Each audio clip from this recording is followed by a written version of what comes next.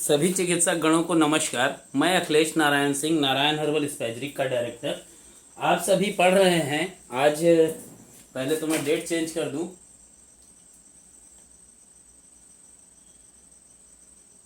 Date change कर दे रहा हूं। आज तारीख है, कितनी तारीख है बताएंगे? 6 तारीख है शायद। नहीं, अभी तो 5 ही चल रही है, 5 मई। और क्लास नंबर है 6। आज जो हम लोग पढ़ रहे हैं ये कैंसर के ऊपर है क्लासेस। ये एक पुस्तक आने की है, आई हुई है, मार्केट के अंदर है। आप चाहें तो इसको ले सकते हैं, हिंदी एडिशन आ चुका है इसका। 5,000 रुपये की बुक है ये। और ये थीसिस बुक है कैंसर के ऊपर कार्य करने के लिए, कैंसर और degenerative to more degenerative disease में। यहाँ टॉपिक है रक्त परीक्षण से कैंसर का कैसे पता लगाया जा सकता है। बचाव व पहचान जरूरी होता है। यदि कैंसर हो तो मृत्यु दर देखा जाए तो कैंसर का मृत्यु दर आप सभी को मालूम है 9% के आसपास है। अगर हम बात करते हैं इलेक्ट्रोहोमोपैथी में कि हम कैसे जाने कि इलेक्ट्रोहोमोपैथी में हमें कैंसर पे कैसे काम करना चाहिए, तो सबसे अहम मुद्दा जो है कि अगर हम बात कर रहे हैं कैंसर के ऊपर, तो कैंसर को प्रारंभ में ही हम कैसे जान लें, उसके लक्षणों के आधार पर कैसे गेस करें कि वो फला डिजीज है। और उस डिजीज के अंदर हम कैसे जानें कि किन परीक्षणों के द्वारा, किन जांच के द्वारा हमें कैंसर का ज्ञान होता है। या यूं कहें कि सबसे अहम मुद्दा कि बिना किसी भी अवस्था में किसी जांच को कराए बगैर हम लक्षणों के आधार पर कैसे जानते हैं, वो कौन से परीक्षण हैं जिनके माध्यम से कैंसर की पहचान की जा सकती है। ऐसे में चिकित्सक प्रमुख रूप से 3 प्रकार की प्रक्रिया मानता है। 4 होते हैं बट 3 को ही आप समझिए। पहली, शीघ्रता से शीघ्रता उस चिकित्सक को चिकित्सकीय जांच के लिए चेकअप कराने चाहिए, टेस्ट कराने चाहिए। दूसरा, उसको एहसास करके, टच करके आप महसूस कर सकते हैं, जैसे गर्भाशय का कैंसर होगा, स्तन का कैंसर होगा, इनके परीक्षण को आप टच करके पहचान सकते हैं। अगर कैंसर स्प्रेड किया होगा तो आपको लंग्स का परीक्षण बिल्कुल कराना होगा। विभिन्न प्रकार के ट्यूमर या कैंसर कोशिकाएं एक विशेष प्रकार के जैव उत्प्रेरक या रसायन रक्त में स्रावित करती है, जिसके माध्यम से विभिन्न प्रकार के कैंसर को पहचाना जा सकता है। यही नहीं, मूल और मल, मूत्र यानी यूरिन और मल यानी स्टूल के भी विभिन्न प्रकार के सोर्सेस से कैंसर की पहचान की जा सकती है। जैसे मैंने स्पष्ट लिखा है, जैसे निम्न का रक्त में बढ़ जाना या बराबर बना रहना। किन किन केसेस में? मल में, अगर मतलब स्टूल में अगर ब्लड कोगुलेट हो रहा है और ऐसा स्टूल बाहर आ रहा है तो आप उसके टेस्ट कराते हैं, तो उसमें आपको पता चल सकता है कि आंतों का कैंसर है, क्लोन्स का या इंटेस्टाइन का कैंसर पेशेंट को हो रहा है। मूत्र में अगर वेस जोन्स प्रोटीन होता है एक प्रकार का, अगर मल्टीपल माइलोमा हो रहा होगा तो उस कंडीशन में आपको टेस्ट में, यूरिन टेस्ट में बेस जोन्स प्रोटीन का उसमें दिखाई देगा। प्रोस्टेटिक एसिडिक फास्फोरस जब हम जांच कराते हैं तो ये कराते हैं किसके लिए? प्रोस्टेट कैंसर के अंदर फास्फोरस बढ़ा हुआ दिखता है प्रोस्टेटिक पोर्शन पे। ACGS गर्भाशय कैंसर के लिए टेस्ट कराना पड़ता है। V1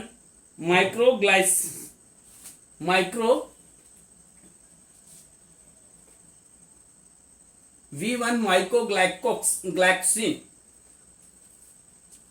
ये माइलोमा टेस्ट, माइलोमा कैंसर में टेस्ट कराना चाहिए, कराना पड़ता है।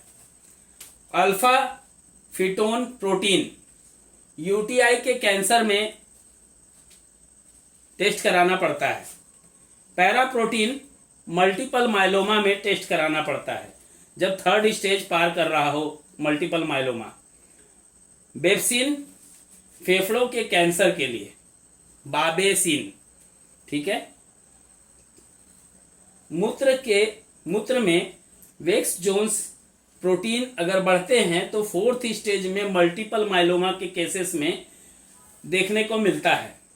CEA आंतों का कैंसर व फेफड़े के तीसरे स्टेज के कैंसर में हम इस टेस्ट को कराते हैं। PSA प्रोस्टेट ग्रंथि का जब कैंसर होता है तो इस टेस्ट को कराते हैं। CA 125 अंडाशय का कैंसर, टेस्टी सेल्स का कैंसर। अगर CA 15/3 करा रहे हैं तो अग्रिम स्तन का कैंसर होने की संभावना होती है तो कराते हैं। CA 19/9 पैंक्रियाज ग्रंथि का जो कैंसर होता है तो उस जगह पे इस टेस्ट को कराते हैं। साधारणतः ल्यूकोसाइट एंटीजन रक्त कैंसर, ल्यूकीमिया या ल्यूकोसाइटोसिस में कराया जाता है। उपरोक्त सभी जैव रसायनों का स्तर रक्त में बढ़ना ही कैंसर या ट्यूमर के वृद्धि की सूचना देकर आगाह करता है। इस प्रकार हम इन रक्त परीक्षणों के माध्यम से न केवल कैंसर की पहचान कर सकते हैं बल्कि उनके प्रकार का भी पता लगा सकते हैं। इनके पता लगाने के पश्चात दवा के माध्यम से इनके स्तर में हुए परिवर्तन से हम कैंसर की चिकित्सा को भी देख सकते हैं कि मरीज को कितना लाभ हुआ। इस प्रकार की यदि कैंसर की प्रारंभिक अवस्था में ही पहचान कर ली जाए तो मृत्यु दर पर काफी नियंत्रण पाया जा सकता है। कैंसर नाशक दवाएं कभी कभी खरपतवार नाशक दवाओं को स्वास्थ्य के लिए हानिकारक माना जाता है, किंतु अब अमेरिकी कंपनी ने भी दावा किया है कि कुछ खरपतवार नाशक दवाएं कैंसर का इलाज भी कर सकती हैं। नारायण हर्बल स्पेसिफिक अनुसंधान केंद्र का कहना है कि NH स्पेशल मैलिग्नेंट और NH नो स्प्रेड मैलिग्नेंट के साथ मिश्रण से स्थान पाई जीवों, विशेष रूप से इंसानों में मैलिग्नेंट ट्यूमर या बिनाइन ट्यूमर को बढ़वार को जो उसका ग्रोथ होता है उसको रोका जा सकता है। अमेरिकी कंपनी का कहना है कि जब यह मिश्रण खाया या पिया जाता है तो यह स्वस्थ कोशिकाओं के मुकाबले ट्यूमर की कोशिकाओं को अधिक जल्दी मारता है नहीं है, ये भरता है बोलना चाहिए, ठीक है, उसको क्योर करता है। कैंसर के उपचार में औषधियों का प्रभाव। कैंसर के उपचार की अनेक विधियां में आज के समय में केमियोथेरेपी या औषधीय चिकित्सा, इलेक्ट्रोहोम्योपैथी का प्रयोग दिन प्रतिदिन बढ़ता जा रहा है। इधर देखने में आया है कि कैंसर के रोगियों और अन्य विधियों में इतना कतराने लगे हैं और अपने चिकित्सक से केमियोथेरेपी की विधि को छोड़ करके इलेक्ट्रोहोम्योपैथी औषधियों से उपचार कराने के लिए कहते हैं, जबकि आधुनिक कैंसर नाशक औषधियों से उपचार करने से इसके कुप्रभाव भी होते हैं। यद्यपि न कुप्रभाव भी देखने को मिले तो लक्षण अन्य रोगियों के लक्षण से मेल खाते हैं। यह लक्षण रोगियों की क्षमता पर भी निर्भर करते हैं, उनकी सेंसिटिविटी पर भी निर्भर करते हैं, जिससे रोगी और रोगी के घर के लोग जो होते हैं वो परेशान होते हैं। इसके लिए लोगों को जिज्ञासा रहती है कि इन प्रभावों के कारण क्या और उसे रोगी अथवा परिजनों को कैसे नियंत्रित किया जा सकता है। हम यहाँ इलेक्ट्रोफियर नाम की एक टैबलेट प्रोवाइड करते हैं जिसमें पेशेंट को बोलते हैं इसको चूसिए, और उसके घर वाले जो नेगेटिव सोच रखते हैं उनको नेगा इमोट खिलाते हैं। अगर हम बात करते हैं जी मिचलना या उल्टी होना, कैंसर नाशक औषधियों के द्वारा उपचार में की जाने वाली जो व्यवस्था होती है उसमें मिचली या उल्टी होना प्रमुख लक्षणों में पाया जाता है। यह औषधि अपना प्रभाव सीधे रक्त, लीवर एवं लिम्फ पर करती है। यद्यपि इस प्रकार के लक्षण व्यक्ति की क्षमता पर निर्भर करते हैं और उस पर लक्षण उस पर लक्षण की गंभीरता पर भी निर्भर करती है। लक्षण का उत्पन्न होना और उसकी गंभीरता शरीर की औषधि के प्रवेश अथवा जो देर से भी प्रारंभ होता है, ऐसी स्थिति में चिकित्सक औषधियों का प्रयोग करता ही है। साथ ही रोगी को भी अपने खान पान की प्रक्रिया पर विशेष ध्यान देना चाहिए। खाने का अगर निवाला छोटा तथा भोजन की संपूर्ण सामग्री 2-3 दिन में 2 बार के स्थान पे 4 से 5 बार लेना चाहिए। खाना खाने के 1 घंटे पूर्व तरल पदार्थ अथवा पानी पिएं। खाना के साथ पानी कम प्रयोग करें। मिष्ठान तथा वसा युक्त खाद्य पदार्थ का सेवन न करें। खाना तथा पानी धीमी गति से खाएं पिएं। खाने को पूर्णतः चबाकर खाएं, जिससे पाचन प्रक्रिया अच्छी तरह से हो सके। मुंह में छाले आदि आ जाने पर NH टूथ ड्रॉप का यूज करें, और ना अगर हो तो मुंह के अंदर एक बर्फ के टुकड़े का प्रयोग करें तथा मुंह में लगने वाले खाद्य पदार्थ का सेवन मुख से कम या हो सके तो ना करें। उक्त वातावरण तथा उन खाद्य पदार्थों से दूर रहें जिसके कारण जी मिचलता हो, वोमिटिंग या नोजिया फीलिंग जनरेट होती हो। ठंडे पेय पदार्थ का सेवन करें तथा भोजन आदि के बाद विश्राम करें। इसके अतिरिक्त जी मिचलना और उल्टी से बचने के लिए ढीले वस्त्र पहने। बालों का झड़ना हो सकता है। इसमें बदन में दर्द तथा कमजोरी हो सकती है। संक्रमण के साथ दस्त और रक्तस्राव हो सकता है। उपरोक्त में से जो दुष्प्रभाव होते हैं, मेडिसिन के एडवर्स रिएक्शन और साइड एडवर्स रिएक्शन, कॉन्ट्राइंडिकेशन, इन सभी तथ्यों को ध्यान में रखते हुए नासक ने जी मिचलना, उल्टी होना, भूख न लगना, कब्ज या दस्त जैसी स्थिति जैसे तकलीफें आधुनिक NHORS स्पेजरिक स्पेशल प्रोडक्ट है, ये एक्सट्रैक्ट प्रोडक्ट है, इसको देने से तत्काल नियंत्रण संभव है। इसके कुछ समय बाद ये दुष्प्रभाव स्वतः ही समाप्त हो जाते हैं। मुंह में छाले, फंगस संक्रमण या ग्राम नेगेटिव संक्रमण या फंगल हर्पीस जैसे संक्रमण कैंसर विशेषज्ञ के परामर्श और उपचार से ये सब ठीक होने वाली स्थितियां हैं। कभी कभी एक कोर्स के बाद रक्त का भी कमी हो जाती है। ऐसी अवस्था में NH blood creator compress spinal cord पर अप्लाई करें। 1 सीसी खत्म होते होते 3 ग्राम HB बढ़ा देती है। ये कुछ दवाएं अवसाद जैसे लक्षण भी पैदा करती हैं, तो वैसी अवस्था में उन दवाओं का प्रयोग आप पूर्णतः बंद कर दीजिए, चाहे वो किसी भी सिस्टम ऑफ मेडिसिन से रिलेटेड हो। यह लक्षण स्वतः ही अपने आप समाप्त हो जाते हैं। तो ये कैसी लगी आप लोगों को क्लास, मुझे बताइएगा जरूर, क्योंकि अब लगातार प्रति 3 दिन पे क्लासेस आप लोगों को देखने को मिलते रहेंगी।